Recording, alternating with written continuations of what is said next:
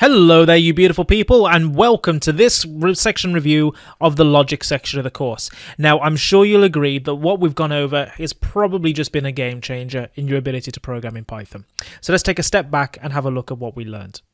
So first of all, we started looking at what Booleans were, and we learned that they're a data type in their own right, and they have one of two values. They can either be true or false. And the way that we tend to get Booleans is by using what are called comparison operators.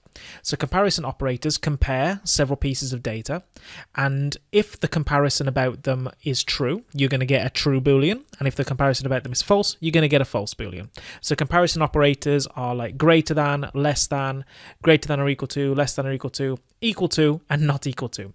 Now, the one thing that you've got to bear in mind is when you check whether two numbers are equal, make sure to use the equality operator, which is two equals symbols, rather than the normal one equals symbol, which you use as the assignment operator. Okay, so after that, we had a look at if statements. Now, if statements are the way that you can tell Python to run certain pieces of code or not, depending upon the case. So if statements basically each have a condition, and if that condition is true, or using some comparison operator, then the code will run. If it's not, then it won't run. And you learnt about how to use the else if to check for another condition, or how to use else as a catch-all for every other possible opportunity. Then we moved on to how to combine together multiple different conditions to make one big condition by using logical operators.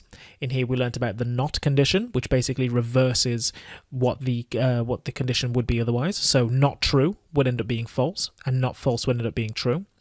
You also learnt about the and condition, which only works if two inputs to the and are both true. And you learnt about the OR condition, where if any of the inputs to the OR condition are true, the output will finally be true. So as a quick summary, if you understood all of that and you're feeling comfortable with all of that, then brilliant. You're definitely ready to move on to the next section of the course, which is about data structures. So data structures are pretty much a way in Python to combine together pieces of information into one nice, easy to use place. So I won't spoil it for now, but I'll see you in the next section where we're going to be learning all about data structures. So I'll see you in the next video.